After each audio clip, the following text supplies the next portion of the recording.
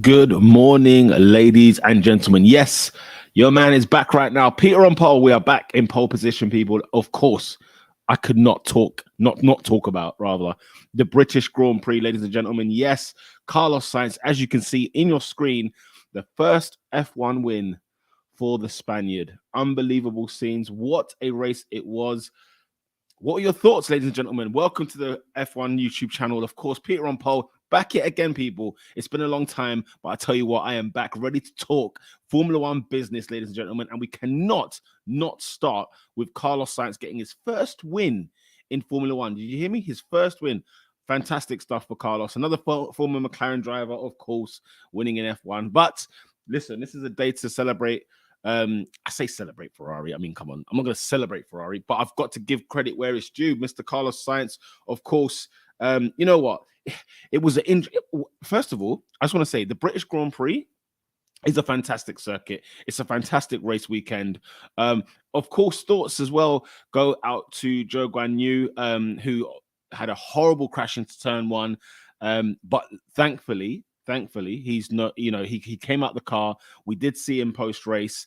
We didn't get like an interview of him or anything like that. However, we got to see him after the event, after the fact. But people, let me know in the comment section, how did you find that Grand Prix?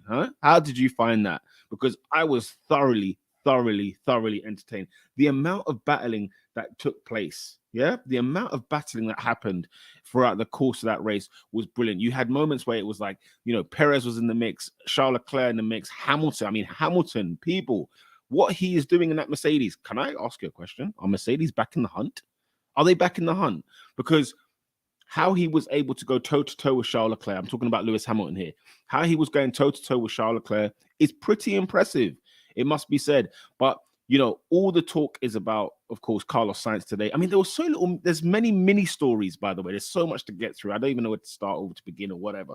But we have to give credit where it's due. Carlos Sainz gets his first victory. Remember, pole position as well in qualifying. So it's no mean feat what he's done this weekend. Overall, he's had a fantastic weekend. You might argue when the red flag came out after Zhou Guanyu's crash, that was probably a lifeline given to Carlos, because at the start of the race, Max Verstappen obviously pipped him at the very beginning. But from then on, Carlos, when they restarted the race, Carlos this time around held his own, and fair play to him. It was good. It was good at the end of the day. He was happy for Ferrari. Correct me if I'm wrong, people. Did Carlos Sainz's cousin? Is he the one holding the Spanish flag? As as the checkered flag was going past? If it was, lovely touch. All I saw was the back of him, so I don't want to say it was him when I can't guarantee by looking at the back of his head, but I could only assume it was. But yeah, that was quite a moment. I must admit, that was something quite special, whereby something. If you follow the story between Carlos and his manager, which is his cousin, it's quite nice. I quite like it. So, but yes, Carlos Sainz, you've done it. You finally got your first win in Formula One. He's got it in that Ferrari. Ferrari do take the victory. It feels like forever since they last won a victory, right? It feels like ages. You know what I mean? Where you can say, you know what, Ferrari have got a win. Now they're taking strides yet again in the championship. But yes, it happened to be Carlos this time and not Charles Leclerc. We'll talk Charles Leclerc as well, because P4 is where he finished. A bit of a weird race for him, because it almost seemed like, there was moments where he had the pace and he was much quicker than Carlos Sainz. And sort of rather than switching the cars round, it was more so like, Carlos, come on, pick up the pace type of thing, which personally speaking, I prefer. I don't like when they switch the cars. I like them to just tell the other driver, look, you need to kick on. Okay, you need to kick on because your teammate is quicker than you at this moment in time. And if they don't pick up the pace, fair enough, right? Do as you have to do. As you're a team at the end of the day, you've got to do what's best for the team. And if it so happens to be that you're not good enough, you got to do what's best for the team. And so you make your strategy, fine. It might not be what we all want, but at the same time, it's still still happy. I'll take it, if that makes sense. I'll take that nonetheless. But you might argue though. I see Charles fighting with Lewis Hamilton, you know what I'm saying, in the third, fourth position, rather than Charles, what we've been used to this season, up at the top, fighting for wins. And it didn't look like he was happy. He didn't look like he was even with qualifying, qualifying, he was sort of like he admitted, he wasn't the best, he wasn't the fastest driver on the day. And he did credit Carlos Sainz for getting his first pole position, but it just felt like a little bit salty, if you will. Not salty. I mean, salty is too harsh, but he just felt a little bit like you couldn't tell he had admiration for Carlos Sainz. He seemed like there was still something for him. And listen, every Formula One driver who's worth their salt, will always have to back themselves, right? And it just made me think, just for a moment, Charles, just for a moment, how about you just celebrate your guy? You celebrate your teammate. You know what I mean? He doesn't get this often. In fact, he's never had a pole and he's never won a race. And yet on both the pole lap as well as the race win, it just didn't seem like we got, Maybe it was there. Maybe I'm overthinking it. It's just from what I saw, and the image that I don't know if you see that image that's gone around at the moment on social media with Mattia Binotto and Charles Leclerc sort of having that conversation. And it seems like Mattia sort of talking to him and sort of calming him down, like whether it was a case of just trying to justify basically why they went the way they did in terms of the race strategy. And then that's fair play, fair enough to him. But you wouldn't feel like you had to do that. Sure, there's a title race to fight for. And especially on a weekend where Max Verstappen finishes P7 because of the damage that he had to his car, you probably, if you're Charles Leclerc, you're probably thinking, man, this is the time for me to be winning the race. This is the time for me to step up to the plate. And therefore I can make this title race more closer and more entertaining. But at the end of the day, Carlos Sainz is the one who wins it. Charles Leclerc P4, not too shabby. Surprised that he didn't get into the podium when you consider the pace of that Ferrari, considering what the Ferrari's like. But at the same time, Lewis Hamilton absolutely drove the wheels off that Mercedes, and fair play. I wonder, is Mercedes back in this conversation, people? That's the question I've got for you. Is Mercedes back in this conversation? Because once upon a time, I said the title race is not over in terms of including Mercedes in this. Something tells me that maybe what I said a couple of months ago might come into fruition. I don't know. Let me know your thoughts in the comment section below. George Russell, people, Mr. Consistency. Listen, him going out was not his fault. Of course, it was not his fault. But, it was just unfortunate. Give me 1 second.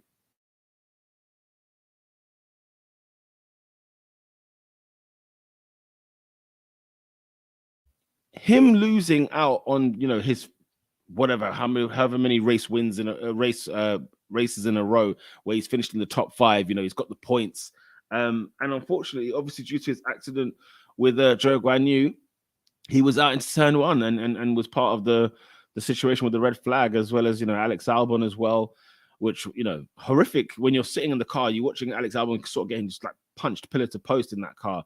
It looked pretty tough. But yes, George Russell unfortunately didn't manage to finish the race at his home Grand Prix, which I'm sure he would have loved to have done something there, because he's been pretty decent this season and he's got the pace definitely.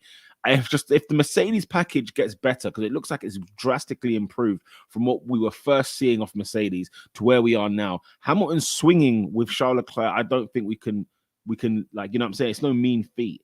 Sergio Perez was in that mix as well. Again, it was pretty decent stuff from Lewis Hamilton, and I think Mercedes are still in this conversation. They're not just third. If they can keep upgrading that car, if that car can keep getting better, then we could even see them in that second place, maybe challenging that first place mix. I don't know. Let me know in the comment section below. Let me know what you think on Mercedes. Where are you with Mercedes this season? Do you think they're going to be getting better and better? Do you think they'll be closing the gap? Do you think they will overtake Ferrari or Red Bull? Because I genuinely think that there is something there. I don't think people should sleep. I was talking to a friend of mine. We go some time back. And I said to him, like, Mercedes, I think, will get this thing together. And I said to him at the time, I think they'll finish above Ferrari. And I do think that, I do have that. There's a thing in the back of my head that's like, guys, don't sleep on Mercedes, man. They know how to sort themselves out. You know what I mean? And when they don't sort themselves out, that's when we're more disappointed, is because we know what they are capable of doing. That's the thing. So I'm not sleeping on Mercedes, that's for sure. That is for sure. I'm not sleeping on Mercedes. But listen, Sergio Perez finishing in P2, no mean feat, people. Big up to Sergio Perez. Remember the start, he had an absolute mare. He had some damage. I think he was back into like 17th place. I guess would have been last at the time.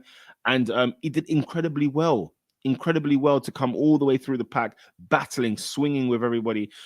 Red Bull, if you didn't know it already, they are very, very happy with the driver pairing that they've got. Thankfully, they've now got two drivers who you can say, yes, now we can talk. Now we can walk into the season with some sort of integrity, not one driver trying to drag the whole team across. No disrespect, of course, to their previous number two drivers or partner drivers of Max Verstappen. But, Sergio Perez, man, he holds that team with dignity. He gives that team some sort of pride. When there's no Max Verstappen, guess what? Sergio Perez is about. He's around, and he was swinging up there with everybody. And, to finish P2, you can't argue that. At least they got some good solid points there. And Lewis Hamilton, as we mentioned before, man, on the podium, people, yeah? Another podium for Lewis Hamilton in that Mercedes. So, and it's one of those things like when George Russell obviously was putting in the top 5 performances, and people were very impressed and very happy with that. And sure, no problem with that at all. But I watch Hamilton in the sense that when he knows there's something to gain here, that's when we see that full pelt Hamilton. And we've been seeing that of late. Whereas before, I just felt like when he knew there was nothing to fight for, he did not bother wasting all his energy with it, right? But if there is something there, now think about this. Circuits like Canada and then Silverstone? Listen, man, that's pretty decent.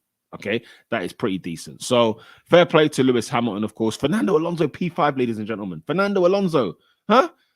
Fernando Alonso in the Alpine, I'll tell you what, fair play to him. It was just good there was something about this race that made me so much nostalgia kicked in. And I don't know why, but it drew my love for the British Grand Prix. It drew my love more for Silverstone. Big up to everybody that was there, by the way. If you follow, F1 Twitter on, in the UK and whatnot, tons of people seem to have been there. So big up to everybody that did go there. And I need to go to my first Grand Prix. It's going to happen. It will happen one day. You know what I'm saying? God willing, it will happen one day. I just need to raise some funds, okay? Get my money right, and we could be there one day. But yes, Fernando Alonso, impressive stuff. P5, I mean, in that Alpine, there is something there, isn't there? Ocon didn't necessarily have the greatest of time. He had an issue with the car. In the end, it kind of fell apart for him. He was also involved in that incident. So whether that's had like a little knock-on effect during the race, probably most likely. But yeah, Fernando Alonso doing well. And he was also in the battle. It's not P5 and he wasn't by himself. He was P5. There was like a train of Charles Leclerc. You had Sergio Perez in that mix. You had Lewis Hamilton, Fernando Alonso, and then you even had Lando Norris, P6. Big up Lando Norris, okay? McLaren Fan TV will be out tomorrow, people. We'll talk about McLaren in depth more so tomorrow. So make sure you do tune in. 7 p.m. UK time. We'll be talking more about McLaren, Lando Norris, Daniel Ricciardo, finishing behind Latifi. I mean, listen, we'll get onto that tomorrow. But yeah. Alonso wasn't just a sitting duck by himself in there. He was really, there was something. He was really giving us something in the race. And big up to Alpine, big up to Fernando Alonso, and big up to Lando Norris for finishing in P6. The McLaren story this year. I mean, it's just one of those stories that just doesn't make sense. Nothing is quite adding up there. But at the end of the day, now, unfortunately for the McLaren fans out there, we have to grind it out. We have to struggle and grind this one out. But as I said, we'll get into more depth with McLaren tomorrow at 7 p.m. UK time. But Norris finishing ahead of Max Verstappen, as I mentioned, in P7, not having the greatest race. I guess you just got to get points on the board, because once I saw that he's, when Carlos Sainz and Charles Leclerc overtook him, I thought to myself, okay, they might need to retire this car. Like, is it worth finishing the race? But it was a case of, look, they told him, look, you're going to lose performance, but it's nothing critical. We carry on. And to finish in P7, that gets you what? It gets you 6 points. So it's still something. You know what I mean? Considering Charles got but Charles got 12 points. It's still something. You need to get something in those points. And I'm sure Red Bull will be thinking, hang on, we've got Perez in second place. We need you to finish in the points. And he finished in some good points, to be fair. So P7 for Max Verstappen. Mick Schumacher, ladies and gentlemen, gets his first points in Formula One. Okay? Now, for that, people, if you're watching this video right now, hit the like button for Mick Schumacher. Yeah, Mick Schumacher getting points. Listen, a double points finish for Haas. Was it Magnussen that finished 10th? Absolutely. A double points finish for Haas, guys. When was the last time that happened? Comment in the comment section below. Please tell me, when was the last time Haas had a double points finish? Because I do not remember these days. I do not remember these days. And it certainly weren't last year. You know what I'm saying? It definitely wasn't last year. So was it Magnussen and Grosjean again? You know, one of those ones. But yeah, you know, shout out to Haas. They've had a good weekend. Big up to Mick Schumacher, though. Probably the happiest man outside of Carlos Sainz this weekend because he got his points. He's finished in the top 8. He even said in his interview, you know, now he doesn't have to keep answering these questions. He's got the what do they call it, the duck off his back, the water off the duck's back, whatever. He's got the monkey off his back. That's the one. Bloody hell, why is it a monkey anyway? Anyway, Mick Schumacher got some points. He's happy. He's taking the points for the team. Apparently, Gunther Steiner was delighted, as you can imagine. So look forward to seeing that in next season's Drive to Survive, right? But yeah, happy for Mick Schumacher because, of course, you know, I've questioned him. I'm a bit like, are you really that guy? Are you really here? You know what I mean? What are you really saying? What are you really telling me? You know? Because last year, to compare him with Nikita Mazepin, it just didn't make sense, did it really? It just didn't make sense. But in terms of this year, up against K-Mag, and K-Mag obviously doing his thing when he hasn't been in Formula One for a year, it kind of made Mick Schumacher look a bit silly. But he's got himself the points. The pace has always been in that Haas. The reliability has always been one thing. And they didn't have the best of qualifying, but they managed to have a very good end to the race and have a good race for Haas. Double points finished. I mean, that's a brilliant result. Fantastic result. They've not had a result like that since 2019. So, you know, fantastic result for them there. Mr. Sebastian Vettel, P9 people. Sebastian Vettel. P9. Now, Seb Vetts, right? It was good to see him in the top 10, in all fairness. The Aston Martin clearly has got something. They're trying to work on something. Whether we will actually see things come into fruition is another question, is another matter altogether. But Sebastian Vettel finishing in the top 10 is good. Aston Martin have changed that car. They've said, you know what we came with at the start of the season, we've got to get rid and bring something new to the table. So they've brought something new to the table. And now, again, it's nooks and crannies. You know, there's a few things that need to sort out. But I think, you know, as time goes on, we will see this. This new Sebastian Vettel, I mean, like, it's how long can I keep saying it's new? He's been doing this for a little bit now. But I don't know how I feel about this.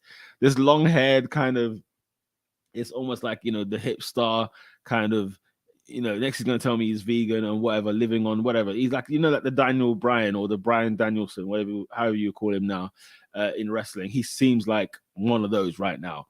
So, you know, so you have all of that obviously taking place. That's all of that is going on. And yeah, it's just, it's, there's nothing bad with what Sebastian Vettel was doing. It's just, obviously you got to let man, you know, develop and grow and whatever. But obviously I know the Sebastian Vettel of Red Bull where I was like, oh, this absolute, well, you know what I'm saying? But he is what he is. And it's one of those, it's one of them. Shout out to Equal Yet Different. Big up yourself for watching the video. Do smash the like button, please, if you are watching. Science have we eaten? So, of course, a Carlos Sainz fan, a Ferrari fan there.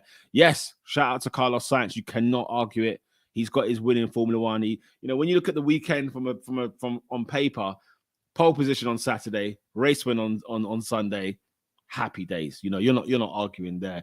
I wonder who got the fastest lap. Who got the fastest lap? Was it Lewis Hamilton in the end? I see 16 points, which seems a bit odd, an odd number. It might have been him, or maybe nobody did in the top 10. But yes, big up to Carlos Sainz, of course. Yeah, we have to give credit where it's due. Big up to him.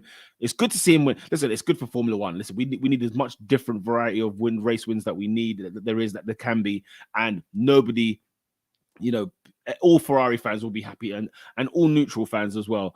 And I'm happy to see Sainz. If there's going to be a Ferrari winner this year, let it be Sainz over Charles Leclerc. Nothing against Leclerc, but man, I can't have him winning the title, but ahead of I can't have Ferrari winning the title ahead of McLaren. I cannot do this. Okay, I cannot do this. But yes, big up to Equal saying that, you know, no, I'm not a Ferrari fan, just a Sainz fan. So that result was stupendous. So yeah, so not necessarily a Ferrari fan. Listen, if you're a Carlos Sainz fan, this is your time. This is your day. This is your week. You know, drink it in. take it all in.